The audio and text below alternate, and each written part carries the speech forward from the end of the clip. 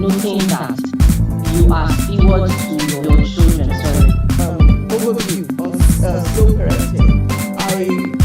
I probably focus more on allowing the child to experience the world at a slower pace, because when we talk about the disadvantages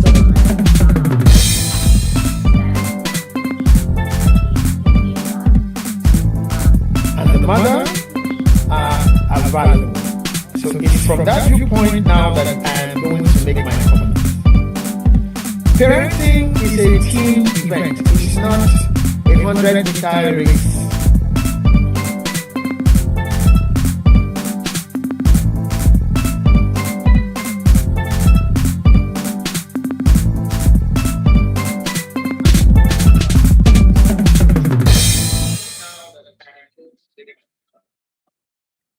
Parenting is a team event. It's not a 100-meter race.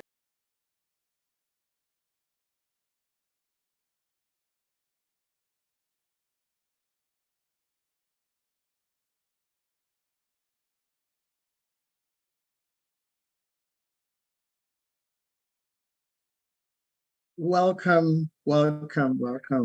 It's a pleasure to be here again on Slow Parenting and Nostalgia Media. It's a pleasure to have all of you followers, viewers, be with us again to discuss some very important issues again to do with our parenting jobs, parenting duties. It's a pleasure as you join us. Pull your popcorn box or cup close to you. You may also want to pick up some pen and paper. Welcome. It might be useful for you to write down a few things as we move on the program. So this is Slow Parenting on Nostalgia Media, Nostalgia Radio, and today we shall be starting season 2. We dedicated the last episode to our mothers, where we took turns to tell, stories about actions that our mothers took on our behalf that did get us started and brought us to where we are to /slow parenting. You'll find videos of past editions uploaded there. And you can always join us directly on YouTube, okay? On YouTube, Nostalgia Media /Slow Parenting. Every Wednesday, 7 p.m. Nigeria West African time and 2 p.m. Eastern Standard Time, US and Canada. So with me today, as always, I have Mrs. Boluwatiwi Aya. She likes Ontario in Canada. I'm in Canada, but then she's far away from me. Thank you, Mrs. Banjo, for being here with us again today. Thank you for having me. Hello, everyone. Yes, we're expecting Dr. Sarumi to join us. He sends apologies. He had to be a bit late in joining us. And Mrs. Adedoyin Ishola had a date with the opticians today. So they did some work on eyes. So she shan't be joining us here. We're still expecting Professor Charles Owakwe to be here with us. So welcome. Today we are going to scratch up the talk therapy.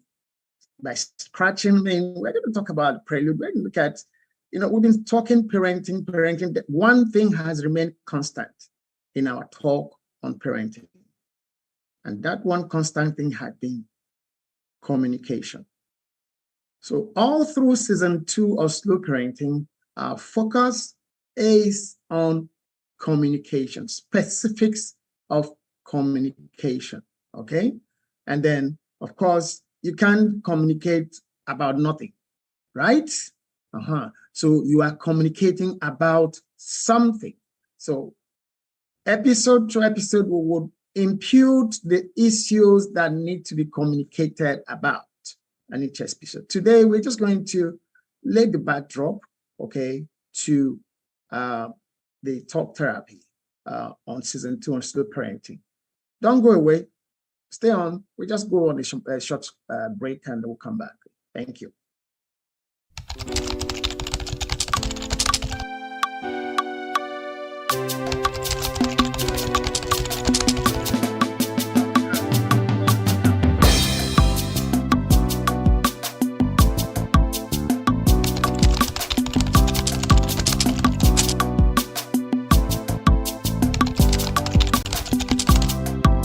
Okay, it does seem that we're having some technical difficulties with the backbone people, the technical again over the commercial. We'll continue. All right. So talk. Why is talk important?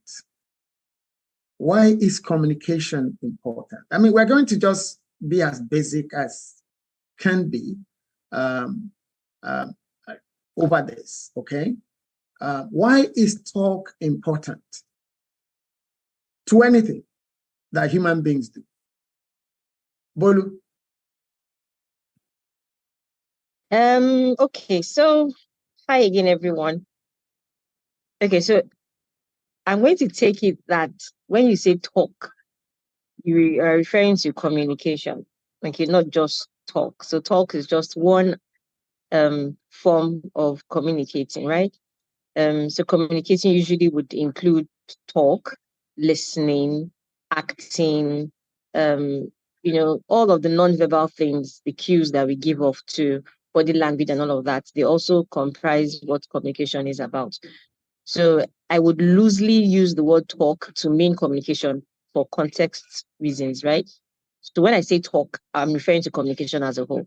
So talk or communication is important because, I mean, that's the basis of any kind of relationship. The relationship with yourself requires talk, requires communication. The relationship with other people, the quality of our lives is almost dependent on the quality of talk or the quality of communication that we decide to have. So I always say that there are three major people or beings that we communicate with. Yeah. So for those of us that believe in a higher being, God, supreme being, we communicate with him, then we communicate with ourselves, we communicate with other people. So if you're communicating with God, you would require to, if you're going to have a relationship with God, rather, you'd be required to talk every once in a while. You're required to listen. You're required to continuously communicate. The internal dialogues that we have with ourselves, the conversations that we have in our head, in our minds, those internal wars, and just the quality of our dialogue will determine the quality of our internal relationship with ourselves. I mean, if the quality of your conversations with yourselves are unwholesome, you're almost certain to have a shitty life, because no matter what anybody says to you externally to validate, to confirm, to affirm you, they can't just get past the internal walls that you have on your inside, or the dark talk that you have on your inside. So communication or talk is a very important component of living. Everything speaks, everything talks. Even the things that do not have voices talks. I mean, you look at the tree, the bark is talking to the roots, right? There's communication, there's interaction, there's engagement within elements. Every cell talk one to another. Our systems are run by talk. Our systems are run by engagement, by communication. So that would be my contribution to my response to your question, to say that communication talk is fundamental to our existence as human beings. Thank you so much, Bolu. Of course, when I said why is talk important, well, you broadening it, put it in perspective, and then also put it in context helps us. Mrs. Banjo helped us a lot more last episode, if you remember. So, of course, when we say talk, we include all the verbal and the non-verbal cues. She gave us a verbal cues that are necessary for communication, especially within the parent-child relationship environment. When she talked about giving the eye, right? In case you missed it, just go look for that video. It's wonderful story, wonderful sharing, that she did share with us. So, of course, talk it's a street, if you like, balance for communication. And then when we want to, you see, thank God for the academicians like Bolu, you know, that had to help us go into, it's, of course, it's a nonverbal and verbal cues. So, Mrs. Banjo, Bolu has helped us to put into context that without communication, there is no life. She even went as far as using the trees, the plants, okay, as an example. So if communication is vital to the existence or sustenance or survival of plants, how important would it be to human beings then? Well, she's spoken a lot about the importance. And, as she was speaking about the trees, I was thinking in terms of systems, systems and structures. For systems to work, any kind of system, whether it's your own physical body system, there must be communication. So you will have someone who's paralyzed when there is no communication between the brain and, and the nerves in that particular part of the body that's paralyzed. So, so when there is no communication, what do you have eventually? You could have some form of paralysis. There'll be some form of paralysis, or there'll be some form of destruction, or there'll be some, in extreme cases, some form of death. And when there's no when there's no communication, when there's no talk, if we're just using that very basic language, when there's no talk, there is the potential for the death of any relationship, the death of any system, the death of any organism or any organization. So the place of talk is where you have, like she said, where you have the intercourse of ideas, where you have the exchange of feelings. You're able to bring that out, express yourself. It's the place of talk where you have people engaging and interacting. And that's where I can express what I have on the inside of me. You can never know what I know until I speak. You can never know who I am until I speak or I act. So that's, there's no way we can underestimate talk. I think our well-being as individuals, our well-being as families, as communities, as nations, any aggregation of people is dependent on communication, on talk. So even if you look at government, policies, the being able to to churn out or to roll out policies is dependent on talk. First of all, who are the parties that they have engaged with?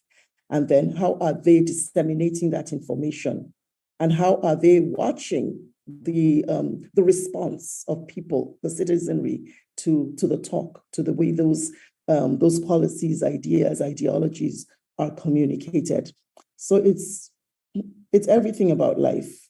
So when I read about people, sometime in the past, when you had religious communities that would just isolate themselves from everybody or go on some kind of, hermit's lifestyle, I don't think that's what God made us to be. I'll just go back to scriptures now. God made us to be relational creatures, relational creatures where we could talk to each other. Adam, when he was there in the garden, strolling with giraffe and cow, God said, it's not good for man to be alone, right? And he said, I'll make him a helpmeet suited, someone like him to exchange ideas with, to engage in the realm of feelings and feelings, future activities, potentials, all those kind of things. So I think that it's everything. Talk, communication is everything about life. Thank you so very much. And Bolu, since Ms. Vendra has now taken us, to, I shall make him help meet. We are getting closer to where we're here, the family. Okay, we are inching to that. Now, we've established, both of you have established, okay, that communication is vital to life. Communication is why do we have challenges communicating at the family level? I'm just talking about the general family level before we go into the issue of communicating, communication between parents and their children. Now, at the general family level, why would we think that we have challenges communicating? Bolu. Okay, so I'll say that there's no one answer to that question. It's usually multi-layered cocktail of reasons why we have issues communicating as members of a family. I think the first one that comes to my mind would be that we are not even fundamentally anchored on the same values. We are not driven by the same philosophies. Not sorry, my kids are at the background making noise. A lot of our philosophies are perhaps ours as individuals are not well communicated to other members of the family. And so if the essence of communication is for shared understanding, then that is lost automatically because we are not on the same page. So I think that most of the time it's because people are not on the same page. They have not identified what their core values are, the things that drive them. And this is not to say that you must specifically articulate them in whether in writing or even verbally, but just by your actions. I mean, many of us growing up, we didn't have a code of conduct, or a list that was, placed on a wall to guide all of us. But there were just those unwritten rules of engagement. There were just those unwritten values that drove us as a family. We had philosophies, beliefs, that we ran with. And so it was just like anyone that came into the family in a matter of seconds, sometimes, like really that fast. We just know that there's a vibe, there's energy, there's an aura in this place that will not permit me to misbehave. Because that was what the families united together stood for. So I think of course, all the outside influences over time has been responsible for the decadence that we are experiencing right now in the breakdown of that family structure in terms of communication. So the fact that we are together in a family as a unit doesn't mean that we are exactly cohesive. It's no longer assumed that physical space or proximity equals understanding, equals cohesiveness. Now you can be in the same room with your kids and one child is watching something very different, so automatically being influenced by that thing, and then another, family member is exposed to one other thing, automatically being influenced by that thing as well. So you're all together in a space, physical space, but your head and heart space might just be in very different places. So I think that fundamental not being together, that togetherness, again, I said that the essence of communication is for shared understanding. Once that is not achieved, then communication cannot be said to have taken place or is not effective. Wow. I say wow to that again. Yeah. There are so many things we take for granted, okay, as human beings. Even that aspect that, well, why shouldn't everything be working well here? All of us are here together. Bolu has just told you, giving you three reasons why the fact that you're in the same room don't mean, okay? Now, I will take us a little bit, I will take us into the academic environment a little bit, okay? I will try to put all of this in context. What Bolu just talked about now is what might be described as some kind of noise in the channel of communication within a family. Okay. It was Professor Wilbur Schramm who put it succinctly that, look, and we've used that quote course of streaming for slow parenting, but I'm just giving credit to where I got it from. Is Professor Wilbur Schramm. I didn't create it. And Wilbur Schramm has played a very, very serious major roles in my entire learning, living, and all that. What he said was this, that communication, backing what Bolu just had just some of the things she had just said now. You know, communication itself has no life of its own. Okay, let's get that. So if you don't set an agenda, if you don't agree on what you are going to be talking about, what you are going to be focused on, it wouldn't create itself. Let's just take the example of that family, that you know, fantasy family that Bulu just talked about, that are in the same room.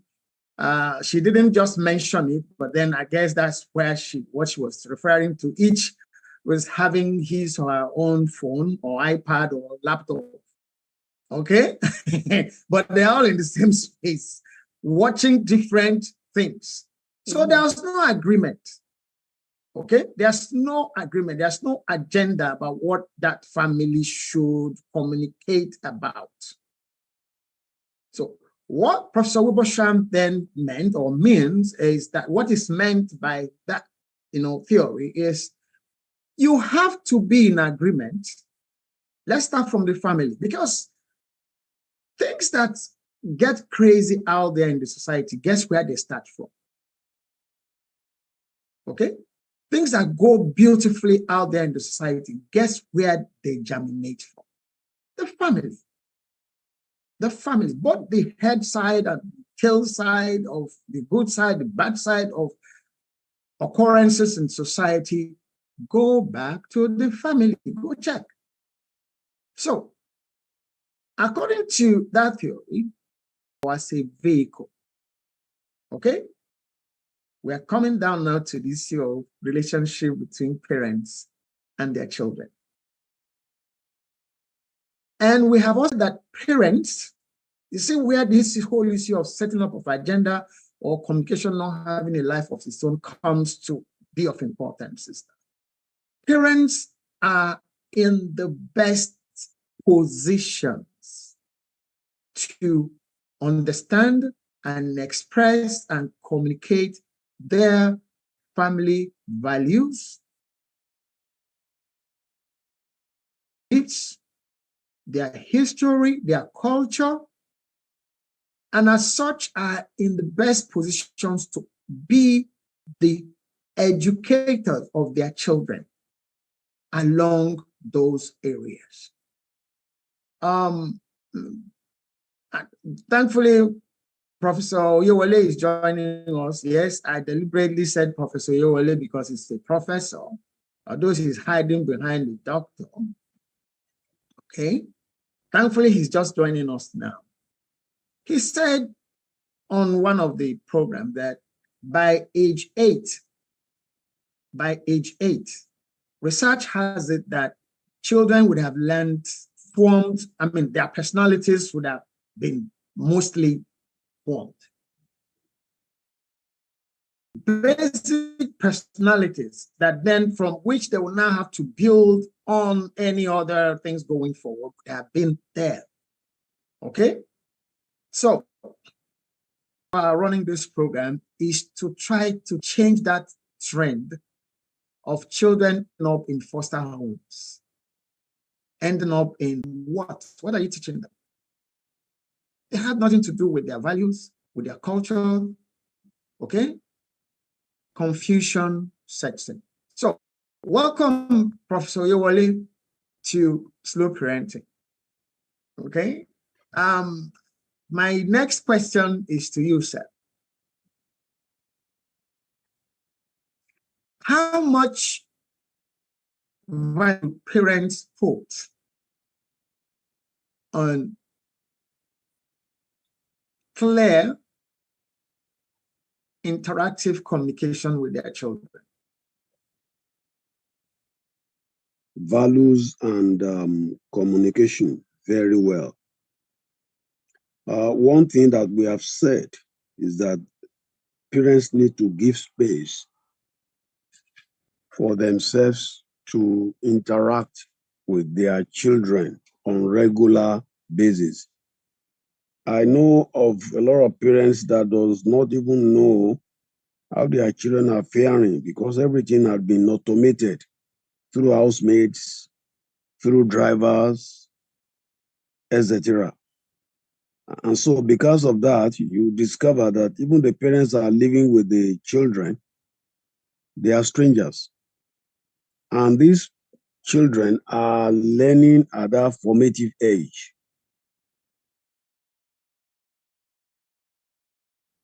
That all their personality are already formed.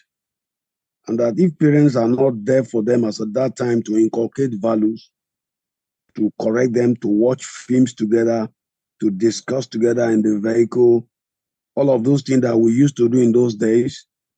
When my children were in school, I go and pick them up. I have a driver, but I will pick them up. Or I go with my driver so that I'll be able to talk with them before they go for their lesson. How is everything? How is it doing? What is happening? So we get to interact. And because I have all boys at that time, all boys. So we get to interact together. They were very close to their mother, even than I. So I needed to make up. So all those boys were closer to their mother. And I'll be wondering, why are they leaving me alone? So because of that, I opted to go and be picking them while my wife is in the office then. Why? Because that was the formative age where we, inculcate values into them. They share, what they learn in school, what a child did. Daddy, do you think it is right? All of those things. And you use that moment to, pass information to them. For example, I mean, you remember our days while you were at JHU and then I was at PSI and what have you. So I let them know because in my house there are several condoms, packs, because that's what I said. So I let them. So in terms of sex education, all my children, they learn it early, probably because of my job. And then I expose it to them so that they can understand that, yes, this is for men. And the reason why it's necessary when you reach the age of puberty to learn when to do it and all of those things. So I get interacted with them and they understood. So by age 12, 13, all of them have already learned sex education. And so that's why I didn't have anything like any of them, giving pregnancy to anybody by the time they got married and went their ways. So sometimes it's better you get close to them. I mean, most of the time it's better you get close to your children so that you can use situation and circumstances to inculcate values into them. And because you are their first teacher, you are their first teacher. And when you neglect that, um, they have nobody to copy except vagrants in the world. They are teachers also. And sometimes the teachers might be teaching them school and not teaching them values. Because most teachers, please, I can repeat that again. Most teachers in primary and secondary are taught to teach school, not values. And that I've learned from experience, even as a teacher now. So it's important that parents get closer to their children, talk with them, and then, just like we have said before, I think Bola and Bolu, we emphasize this, and Bolu emphasized that as at that time concerning, giving them chores in the homes so that you tell them the reason and all of those. So basically, that's what I think I will just add now, because you caught me unawares. I'm just coming in. Yes, that's your wonderful. And we are not repeating ourselves. Okay, even if anything sounds repetitive, in the African repetitiveness, but we are not hold on to in the course of this program, because a lot of things would be said over and again. It just shows how, just will go to show how important those issues are in our jobs of parenting. Mrs. Banjo, having to talk I'm using talk in general terms again now. I'm not leaving anything out. Everything is in that basket, okay, of the talk. All right. Verbal and nonverbal cues. Would it be all right to expect or to say, well, I pay enough, to the schools that my children are attending. The teachers are there. After all, they spend so much time with the teachers. I mean, the teachers should take care of anything that they need to know. Would that be okay?